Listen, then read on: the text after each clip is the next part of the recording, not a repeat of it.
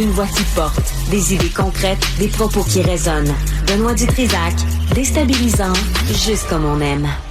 Antoine Robitaille est habillé chic juste pour nous. Antoine, bonjour. Antoine, prise 2, on va essayer de t'entendre. Tu m'entends pas? Ah, là, on t'entend. Tout va bien. Tout est correct. Je suis là. Fronce pas les sourcils comme ça. Il n'y a rien de grave. Avec ton costume aujourd'hui. Oui. Ben oui, il est beau, c'est assez grave, ce dont je vais te parler. Vas-y. Je t'écoute. Ben, tu sais, Fatima Aboubakar, que tu as souvent reçue, qui est une militante pour la laïcité d'origine marocaine, c'est une Québécoise. Elle se présente pour le Parti québécois. Elle est candidate à l'investiture dans Laval des Rapides. Elle n'est même pas encore candidate investie. Et là, elle est allée à la police hier. Parce que depuis l'annonce de sa volonté de se présenter pour le Parti québécois, elle dit qu'elle vit un déferlement de haine en ligne et ça lui fait peur. Je sais qu'hier, parce que j'en ai entendu parler hier, j'ai eu des informations là-dessus. Elle disait, pas besoin d'aller à la police, tout ça. Puis, on m'avait envoyé des captures d'écran là de ce qu'elle subissait comme réaction. C'est surtout, dit-elle, chez des musulmans assez radicaux. On peut peut-être regarder. J'ai envoyé des images. Je sais pas si on les a. Oui, mais tu sais, ça sent bien. On peut s'imaginer que c'est pas très gentil, là, évidemment. Ah non, mais là, attends, excuse-moi, Antoine, là, on va pas banaliser ça. C'est grave, c'est des menaces, c'est de la violence. Non, mais attends, il y a comme une chronologie. Vas-y. Ça, c'est hier. Ça, c'est, tu sais, il y avait des choses assez pas gentilles, mais c'est allé plus loin en cours de journée hier. Et c'est là où Mme Aboubakar a dit, je vais aller à la police. Elle a passé une bonne partie de la soirée hier chez les policiers qui lui ont dit, là, il faut que vous vous dotiez de peut-être des caméras de surveillance. On va avoir de la protection pour vous parce que on n'accepte pas qu'elle soit une femme critique de l'islam et évidemment, bien qu'elle se dise musulmane.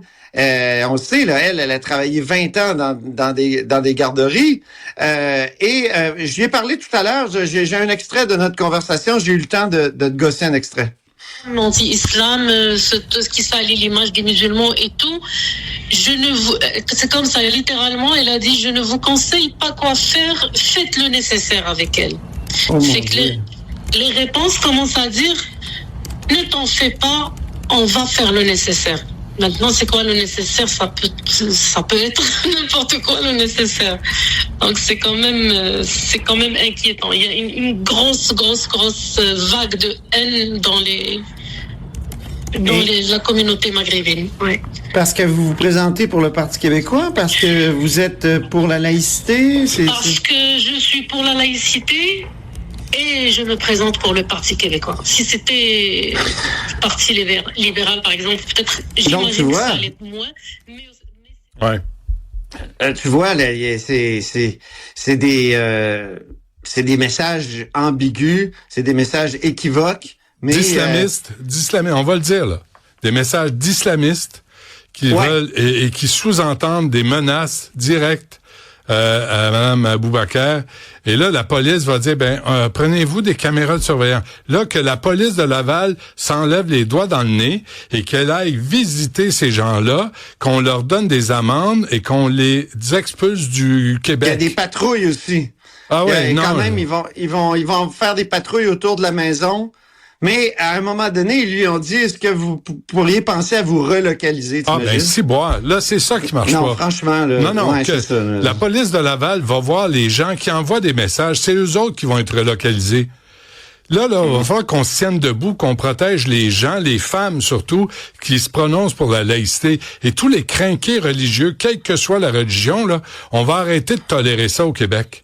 Mais là, t'as encore une police de flanc mou à Laval, comme à Montréal, qui dit à la victime, là, vous protégez-vous, vous déménagez. Non, ceux qui envoient ces messages-là, ça mérite une visite de courtoisie et d'avertissement sérieux. Une fois. Ouais, il faut trouver ces gens-là. Ça n'a pas de sens de faire des menaces comme ça. Non. Pour quelqu'un qui veut se présenter en politique, qui est un droit fondamental là, de se présenter en politique. Là.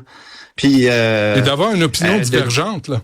On a le droit d'avoir des idées, tu sais, elle a tout à fait le droit de trouver que la laïcité québécoise est pas encore complète. Hein. Tu sais, tu l'as reçu en entrevue autour dans les événements qui ont entouré l'école Bedford, les salles de prière aussi à Laval. Elle a une position très ferme, très affirmée.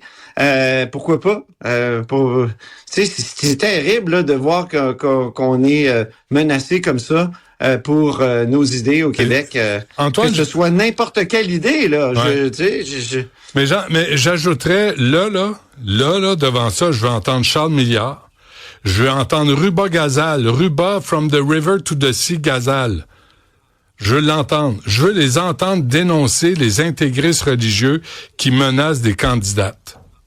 Je veux l'entendre. Je veux entendre Éric Duhem. C'est les mêmes qui ont menacé Fatima Oudepépin, Marois Risky. Hein, c'est la même maudite gang, tout le temps. Et Fatima Oudepépin, je rappellerai que Marc Tanguay a eu une grosse main dans cette expulsion du Parti libéral du Québec. Il a été amplement responsable de ça.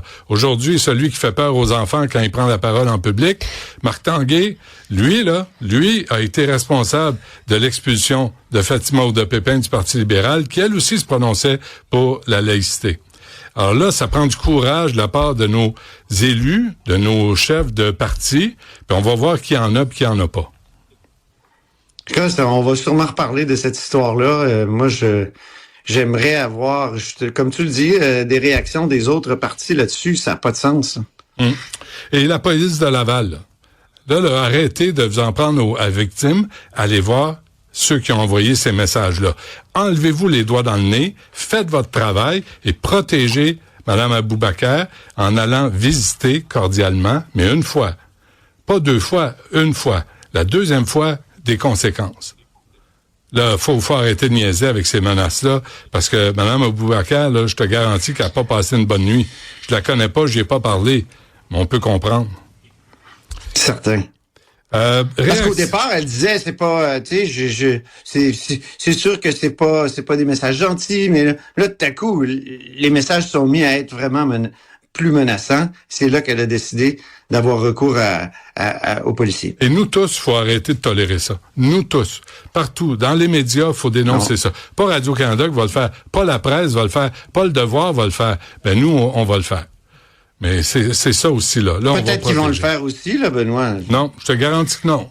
Lundi, je te dis, d'ici vendredi, je te garantis qu'il y a ni la presse, ni Radio-Canada, ni Le Devoir, ni CJD, ni Montreal Gazette.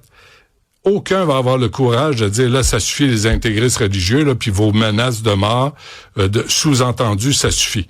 Et là, la police de Laval, là, moi, je vais les entendre là-dessus, puis dire que ça marche. Sous couvert du verset du Coran aussi. C'est ce qu'elle a dit puis qu'elle a déploré. Ouais. Réaction à l'annonce TVQ de Mme Fréchette.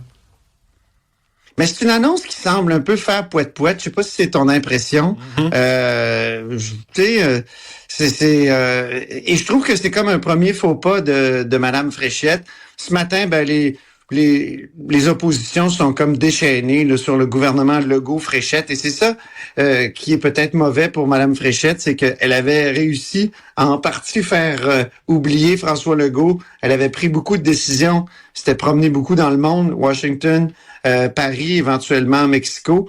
Mais là, avec cette espèce de réduction de la TVQ sur quelques produits ciblés, ben qui apporte pas beaucoup aux gens, même ceux qui sont pas très fortunés, quoi qu'il y a d'autres dans le bouquet de mesures, il y avait des choses là, mais c'est assez mal reçu, puis ça coûte cher à l'État, puis ça apporte pas beaucoup aux individus. Alors très très mal reçu ce matin, et je trouve que dans ce contexte-là, la nouvelle publicité du Parti québécois tombait à pied, c'est-à-dire et tombait assez bien pour le Parti québécois.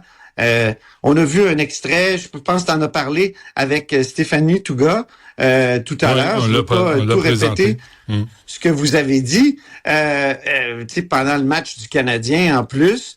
Et je dois dire, ce matin, moi, je l'ai dit à LCN, c'est pas la première fois que le Parti québécois fait des pubs négatives, alors que j'avais entendu des commentateurs plus tôt dans la journée qui disaient, ben oui, c'est rare qu'on voit ça au Québec. 1976, ça vous dit quelque chose? D'ailleurs, les balais, je sais pas si tu te souviens, on peut voir l'extrait de la pub des balais. L'abandon des agriculteurs, de la petite industrie, l'incompétence dans l'éducation, dans la santé, le chômage, le patronage, le gaspillage, la corruption généralisée du gouvernement Bourassa. Ça peut plus continuer comme ça. Il est grand temps de faire le ménage. Tu vois? On a besoin d'un vrai gouvernement. Le Parti québécois. Le ménage. C'est ça, oui, c'était ça, là, René Lévesque, c'est pas juste la souveraineté association. Et d'ailleurs, tout à l'heure, Paul Saint-Pierre Plamondon s'est fait poser des questions sur cette publicité-là. Il a dit qu'elle était pleine d'humour, puis que c'était pour rappeler quand même le bilan de la Coalition Avenir Québec. Et il a rappelé que c'est une sorte de tradition au Parti québécois, parfois, de faire des pubs négatives. On peut écouter cet extrait. J'ai entendu une analyse comme ça au passage qui disait c'est une publicité négative de la nouveauté. Allez voir la publicité de 1976 de René Lévesque et du Parti québécois quand on passe les balais en disant ça suffit la gouvernance du Parti libéral de Bourassa. Mais donc c'est pas une pub négative, ça? Voilà. Il n'y a rien de nouveau. Donc c'est pas nouveau, il l'admet. Moi, 2 questions là-dessus. À qui ça profite cette pub-là, par contre, celle des sandwichs pourris, là? À qui? Est-ce que ça peut finalement descendre la CAQ, tu sais, critiquer la CAQ, mais rapporter au Parti libéral ou au Parti conservateur ou même à Québec solidaire? Je me pose la question parce que c'est pas attirant nécessairement pour le Parti québécois. Cette pub-là, ça condamne la CAQ. Deuxième chose, combien ça a coûté? J'ai posé la question au parti ce matin, puis on m'a dit je m'excuse, on n'est pas encore dans la période où il faut dévoiler ces informations-là. Et c'est nouveau, Benoît, parce que avant, la période électorale, Benoît, ça va être quand? Du 29 octobre au 5, du 29 août au 5 octobre. OK? Avant, il y avait juste, on comptabilisait les dépenses, là, notamment de publicité, mais d'autres, de toutes les dépenses électorales, juste pendant cette période-là, les 5 semaines de campagne. Là, le directeur général des élections, en s'inspirant de l'Ontario puis d'autres provinces, ils ont dit, on va élargir un peu la période où on va comptabiliser les dépenses. Et ça commence le 1er juillet. Donc, on est encore à l'extérieur de la période où on comptabilise toutes ces dépenses-là électorales. Et c'est pourquoi j'ai pas pu savoir combien ça avait coûté, mais j'ai l'impression que ça devait être assez cher pendant le hockey. Mais on voudrait voir le sandwich du PQ, par exemple. Si le sandwich de la CAQ, c'est du vieux ramassis puis les vieux cornichons qui suintent, moi, je veux voir c'est quel genre de sandwich a à offrir le Parti québécois. Peut-être un bleu plus foncé. Ouais, un petit bleu, là, c'est toujours bon. Tu sais, fromage bleu, c'est bon, là, mais... Mais pas tout le monde qui aime ça. On se laisse là-dessus. Là. Merci Antoine. On se reparle demain. Je veux juste faire le suivi aussi parce qu'on a eu une réponse du bureau du maire de Drummondville, Jean-François Houle. Dans toute sa sagesse, aucun commentaire ne sera donné par rapport à la situation à Drummond, étant donné que la situation est judiciarisée. Le maire ne se prononcera pas. Même pas foutu, Jean-François Houle, pas foutu de dire, savez-vous quoi? On va laisser faire les tribunaux. Je vais aller voir la famille Montcalm, aller voir M. Montcalm, puis on va s'entendre, on va voir comment on peut procéder ensemble pour le bien commun, pour le bien des 125 employés, pour la communauté. Non, trop peureux, Jean-François Houle, de venir ici puis dire, savez-vous quoi, on va s'en occuper. Je vais faire ma job comme maire. Les maires, là, ils sont là pour brailler, qui ont jamais d'argent. Mais quand c'est le temps de faire leur job, puis de dire à une manifestation des propos haineux, ça suffit, il n'aura plus. Mme Martinez-Ferrada est pas là. Quand M. Hull est à Drummond, puis il y a de la job, puis il y a une expansion de 20 millions de dollars, lui, il est pas là. Il veut pas parler. C'est quoi ça, ces maires-là? D'où ça sort? D'où ça sort? Le maire Boyer, c'est ça son nom? Ben ça, c'est à pour Laval? à Laval, tout à fait. Ouais. Boyer devrait prendre la parole ce qui se passe à Laval avec Mme Aboubacar. Devrait avoir le courage, pas têter des votes dans tous les quartiers, se tenir debout, être un homme, puis dénoncer les menaces. Non, peut-être je m'attends trop des gens qui sont élus. De toute évidence, oui. On revient après ceci.